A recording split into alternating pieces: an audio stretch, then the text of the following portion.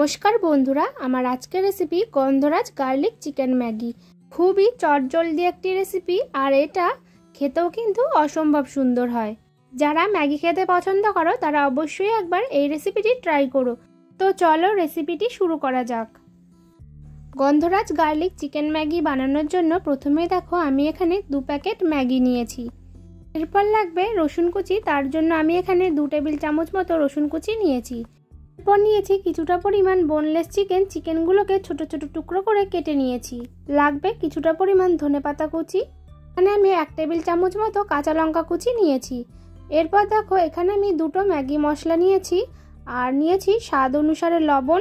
লাগছে 4 থেকে 5 টেবিল চামচ মতো সাদা তেল, আর এখানে আমি নিয়েছি একটা গন্ধরাজ লেবু। এরপর দেখো নুডলসটা সেদ্ধ করে নেব, তার জন্য কড়াইতে দিয়ে দিচ্ছি কিছুটা পরিমাণ জল। জলটা যখন হালকা গরম হয়ে আসবে তখন এতে দিয়ে দেব 1 টেবিল চামচ মতো সাদা তেল। জলটা যখন বেশ ভালো করে ফুটে আসবে তখন এক এক করে ম্যাগিগুলো দিয়ে দেব। জলের মধ্যে যেহেতু আমি সাদা তেল দিয়েছি তাই জন্য ম্যাগিগুলো কিন্তু একটার সাথে একটা লেগে যাবে না। এরপর একটা হাতার সাহায্যে ম্যাগিগুলোকে একটু ছাড়িয়ে নেব। আর ম্যাগিটা আমার সেদ্ধ করতে সময় লেগেছে 3 থেকে 4 মিনিট মতো। তো দেখো ম্যাগিটাও কিন্তু আমার পারফেক্টভাবে সিদ্ধ হয়ে এসছে। এরপর ম্যাগিটা আমি তুলে নেব। তো এখানে আমি একটা ছাঁকনি নিয়েছি, ছাঁকনির মধ্যে ম্যাগিটা ঢেলে নেব, আর উপর থেকে একটু ঠান্ডা জল দিয়ে দেব। এতে করে কিন্তু ম্যাগিটা বেশ ঝরঝরে হবে।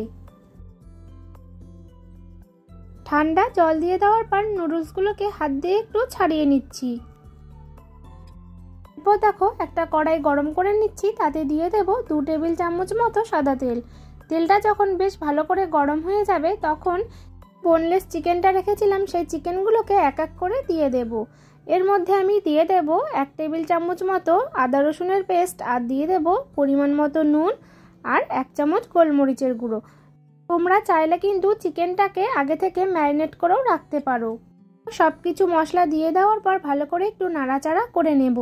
আর এই সময় গ্যাসের ফ্লেমটা হাইতে করে রেখে চিকেনগুলোকে বেশ ভালো করে আমাদের ফ্রাই করে নিতে হবে।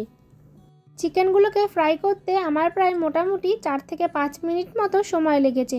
তো দেখো চিকেন থেকে কিন্তু অল্প পরিমাণ জলও বেরিয়েছে, এই জলটা কিন্তু আমাদের পুরোপুরিভাবে শুকিয়ে নিতে হবে।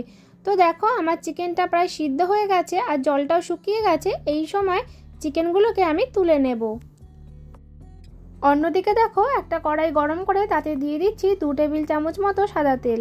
তেলটা যখন গরম হয়ে আসবে তখন এতে দিয়ে দেব 2 টেবিল চামচ মতো রসুন কুচি। এই রেসিপিতে কিন্তু আমি রসুনের পরিমাণটা একটু বেশি ব্যবহার করছি। চেষ্টা করবে রসুনের পরিমাণটা একটু বেশি ব্যবহার করার জন্য। এরপর ঝালের জন্য দিয়ে দেব 1 টেবিল চামচ মতো কাঁচা লঙ্কা কুচি। হালকা করে একটু নাড়াচাড়া করে নেব, খুব বেশি ফ্রাই করব না। এরপর দিয়ে দেব এখানে আমি ম্যাগির মশলা। ম্যাগির প্যাকেটের মধ্যে যে মশলাটা পাওয়া যায় এই মশলাটাই কিন্তু আমি এখানে ব্যবহার করছি। এখানে আমি 2 প্যাকেট ম্যাগি মশলা ব্যবহার করছি। দেখো মশলাটা যাতে না পুড়ে যায় তার জন্য আমি অল্প পরিমাণ জল দিয়ে দিচ্ছি। জলটা দিয়ে বেশ ভালো করে একটু মিশিয়ে নেব। এই সময় গ্যাসের ফ্লেমটা কিন্তু একদমই লোতে করে রাখবে, না হলে কিন্তু মশলাটা পুড়ে যাবে। দিয়ে দেব কিছুটা পরিমাণ ধনেপাতা কুচি, দিয়ে আবারও মশলার সাথে ভালো করে একটু মিশিয়ে নেব।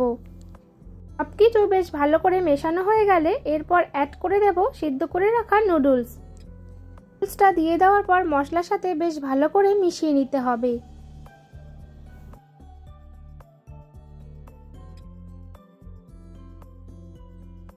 নুডলসটা বেশ ভালো করে মেশানো হয়ে গেলে যে চিকেনটা ফ্রাই করে রেখেছিলাম সেই চিকেনটা দিয়ে দেব।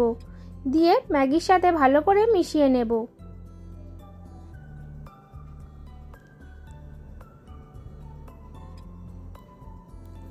পরিমাণ মতো নুনটা অ্যাড করে দেব, আর যে গন্ধরাজ লেবু রেখেছিলাম সেই গন্ধরাজ লেবুর জেস্ট দিয়ে দেব। গন্ধরাজ লেবুর যে উপরের খোসাটা আছে সেই খোসাটা অল্প করে গ্রেট করে দিয়ে দেব।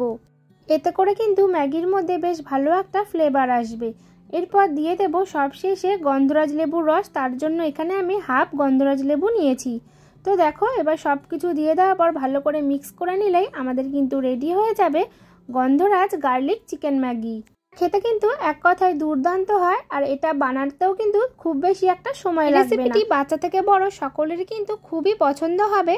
তো আজকের রেসিপিটি তোমাদের কেমন লাগলো অবশ্যই কিন্তু কমেন্ট করে জানাতে ভুলো না।